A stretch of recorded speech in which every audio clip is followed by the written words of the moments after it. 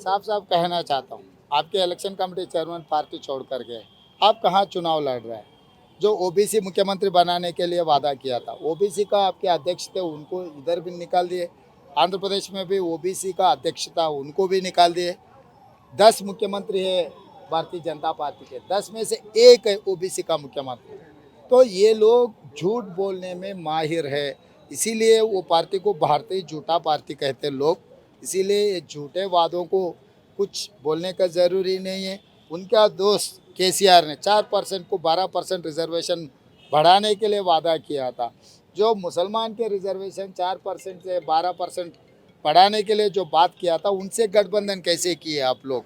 इसका मतलब है आप चाहे तो भी नहीं होने वाले हैं। यहाँ पर तो आपको मिलने का एक दो सीटों में क्या फ़र्क पड़ने वाला है? तो इसीलिए किशन रेड्डी जी जो बात कह रहा है, इतना सीरियस लेने का ज़रूरी नहीं है। और किशन रेड्डी खुद ने चुनाव नहीं लड़ रहा है, तो उनके बात को कौन यकीन करने वाला है? तेलंगाना जनता। सर ओवैसी से भी कुछ बातचीत पार्टी की क्या इस सिलसिले में की? क्योंकि माइनॉरिटी वोट्स कहीं ना कहीं बहुत मैटर करता है, 13% वोट्स हैं, तो उसको लेके माइनॉरिटी वोट के लिए क्या किस करेगा? क्या ओवैसी से भी कोई? माइनॉरिटी से ओवैसी को क्या लेना देना है भाई? वो मोदी का दोस्त है। तो मोदी, केसीआर और असदुद्दीन ओवैसी, उन लोग तीनों का एक गठबंधन है।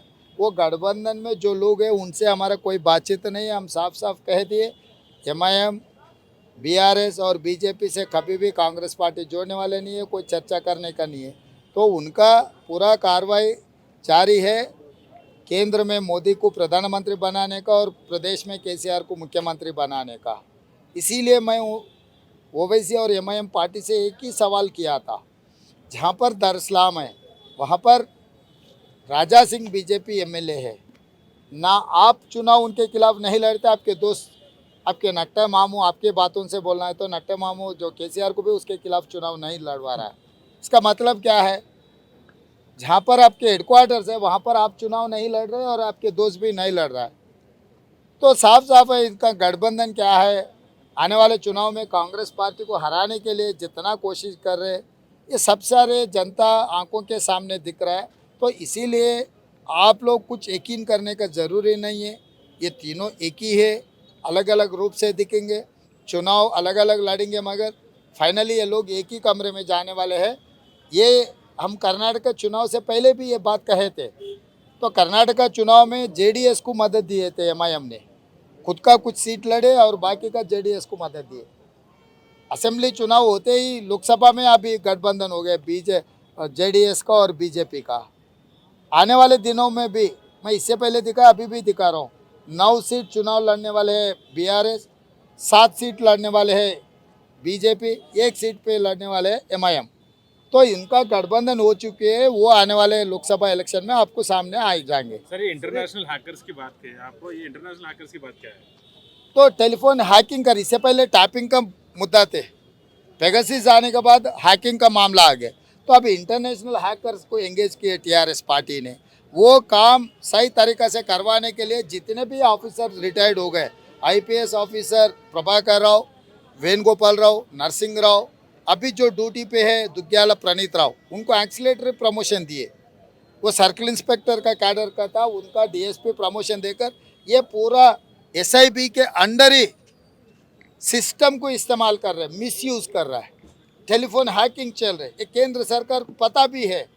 इससे पहले किशन रेड्डी खुद ने स्टेटमेंट दिया, केंद्र मंत्री किशन रेड्डी ने साफ साफ कहा तेलंगाना सरकार ने टेलीफोन टैपिंग और हैकिंग कर रहा है। तो किसने इसके ऊपर कार्रवाई करने में किसने रोका है, क्यों रोका है? इसका मतलब वो लोग सब मिलकर कांग्रेस पार्टी को सताने के लिए, जो कांग्रेस पार्टी के लिए छोटे मोटे मदद करने वाले को भी बुला के केटीआर ने धमका रहा है।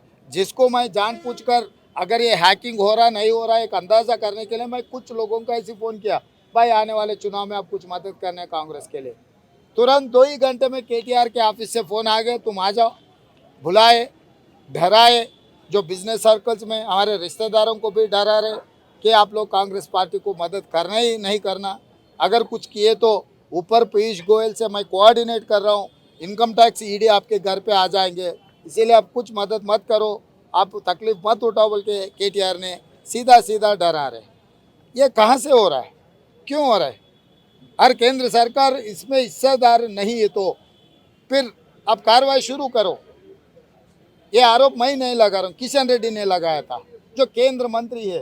केंद्र मंत्री आरोप लगाने के बाद भी ये कार्रवाई नहीं चल रहा बोले तो इसके पीछे वजह क्या है?